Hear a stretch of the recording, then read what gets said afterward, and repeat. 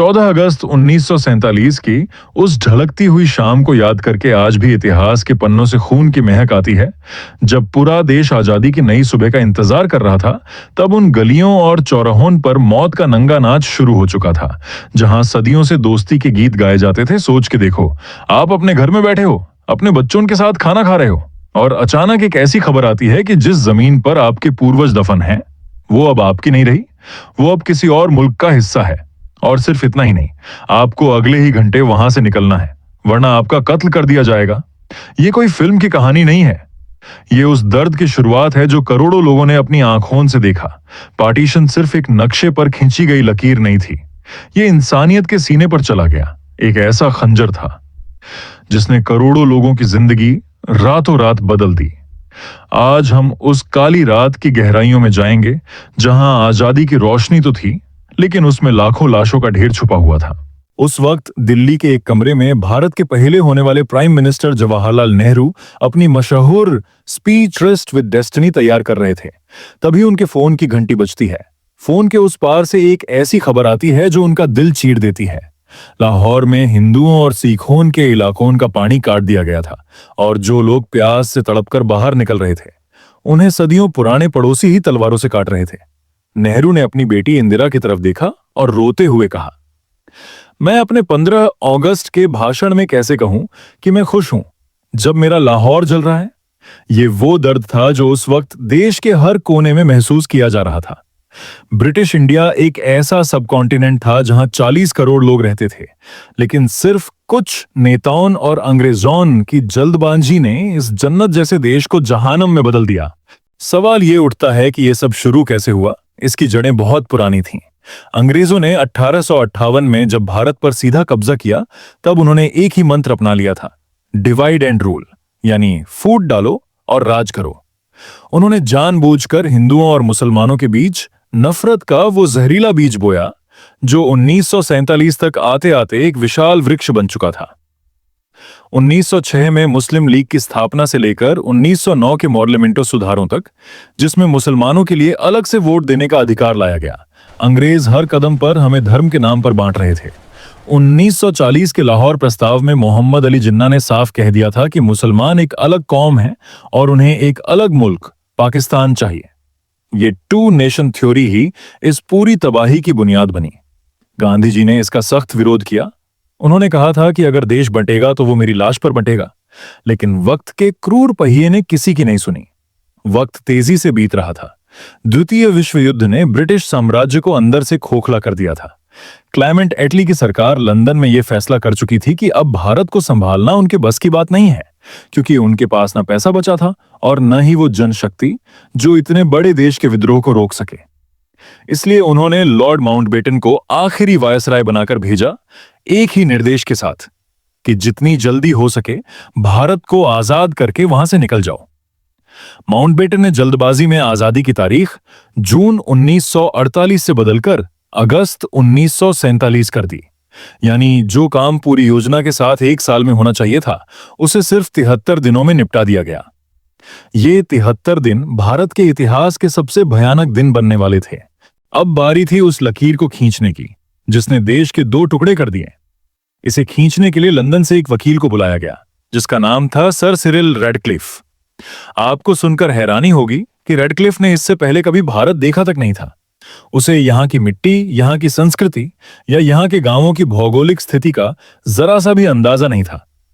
उसे सिर्फ 36 दिन दिए गए थे 5000 मील लंबी सीमा तय करने के लिए। रेडक्लिफ ने जमीन पर जाकर देखने की कोशिश तक नहीं की।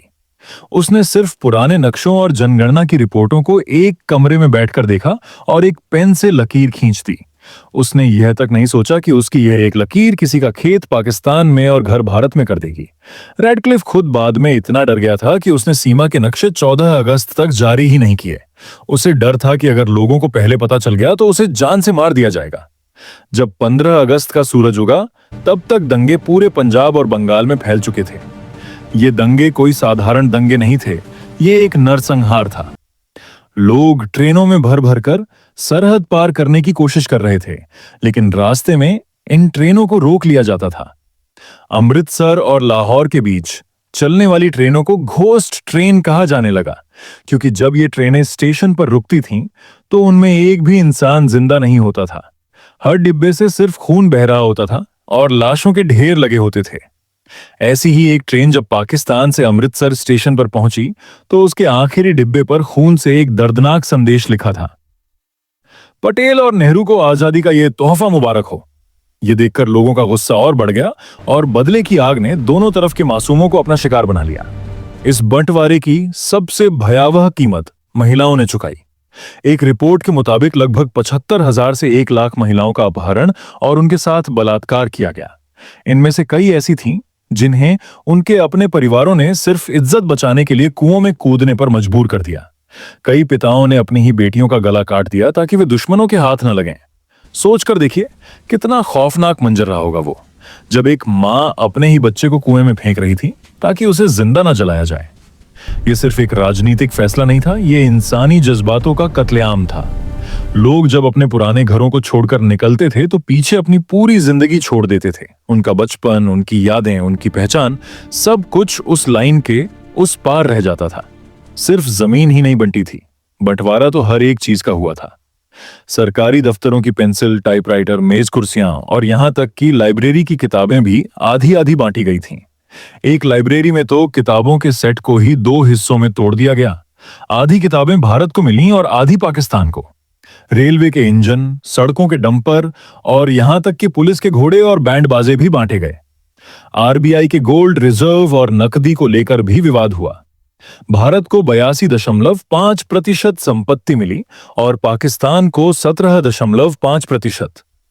भारत ने पाकिस्तान को 75 करोड़ रुपए देने का वादा किया था, जिसमें से 20 करोड़ पहले ही दे दिए गए थे। लेकिन जब पाकिस्तान ने कश्मीर पर हमला किया तो भारत ने बाकी के 55 करोड़ रोक लिए। इस पर महात्मा गांधी ने एक बार फिर अनशन शुरू किया। उनका कहना था कि वादा तोड़ना हमारी संस्कृति नहीं है, चाहे हालात कितने भी बुरे क्यों ना हो। गांधी जी के दबाव में आकर भारत ने वो पैसे पाकिस्तान को दे दिए, लेकिन इस फैसले ने देश में उनके खिलाफ काफी गुस्सा पैदा कर दिया। बंटवारे के बाद जो लोग बचे, उनकी जिंदगी शरणार्थी शिविरों में गुजरने लगी। दिल्ली के पुराना किला और किंग्सवे कैंप जैसे इलाकों में लाखों लोग बारिश और बीमारियों के बीच रहने को मजबूर थे।